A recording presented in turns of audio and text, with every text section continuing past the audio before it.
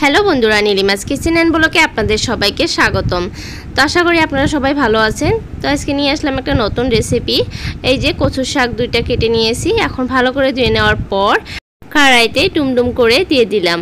আর এখন আমি এখানে দিয়ে দিব অল্প পরিমাণে জল, যাতে তলে লেগে না ধরে, আর দিয়ে দিব সামান্য লবণ। তারপর ঢাকনা দিয়ে কড়াইটা চুলায় বসিয়ে দিলাম। কিছুক্ষণ পর ঢাকনা খুলে আমি নেড়ে নেব, নয়তো আবার নিচে লেগে ধরতে পারে।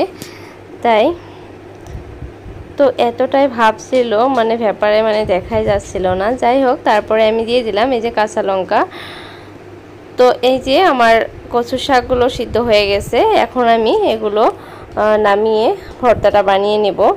এখন আমি একটা প্লেট নিয়ে নিলাম, আর এখানে দিয়ে দিব এই যে পেঁয়াজ কুচি, আর দিয়ে দিব এই যে সিদ্ধ করে রাখা কাঁচা লঙ্কা।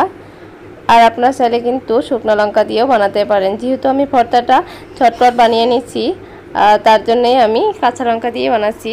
আর শুকনো লঙ্কা দিয়ে কিন্তু আরও বেশি ভালো লাগে। যাই হোক, তারপরে আমি দিয়ে দিলাম লবণ। আর এখন আমি দিয়ে দিব সরষের তেল। তো সরষের তেলটা একটু বেশি পরিমাণে দিলেই বেশি ভালো লাগে। যে কোনো ভর্তা খেলেই কিন্তু সরষের তেলটা লাগে, আর অন্য কোনো তেলই কিন্তু ভর্তাতে ভালো লাগে না। তো আমি সবসময় সরষের তেল দিয়েই ভর্তা করি। আর আপনারা কী তেল দেখান আমি জানি না। আমার মরিচ পেঁয়াজগুলো একদম ডলে নেওয়া হয়ে গেছে। এখন আমি দিয়ে দিলাম এই যে কচুর শাকগুলো। তো কচুর শাকগুলো দেওয়ার পর আবার আমি হাত দিয়ে মেখে নেব ভালো করে। আর এই কচুর শাকটা আমাদের এখানে দুধ কচু বলেই জানি। এই কচুর শাকটা আপনাদের ওখানে কী নামে জানা যায় কমেন্ট করে জানাবেন। আর এই কচুর শাকটা এতটাই সফট হয় যে লাউর পাতার থেকেও কিন্তু বেশি টেস্টি লাগে আমার কাছে।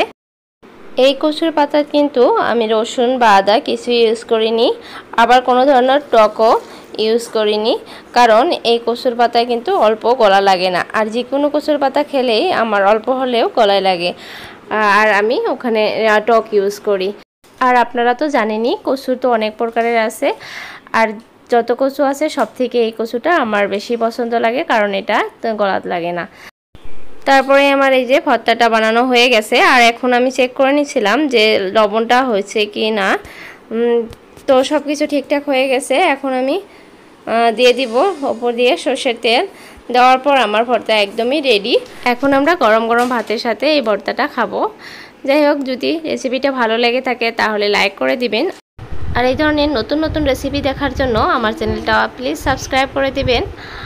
আর আপনারা সবাই ভালো থাকবেন, সুস্থ থাকবেন। আপনাদের জন্য অনেক অনেক দোয়া রইল। আর আমাদের জন্য দোয়া করবেন যাতে ভালো থাকি, সুস্থ থাকি। আর আমার ভিডিওটা দেখার জন্য আপনাদেরকে ধন্যবাদ।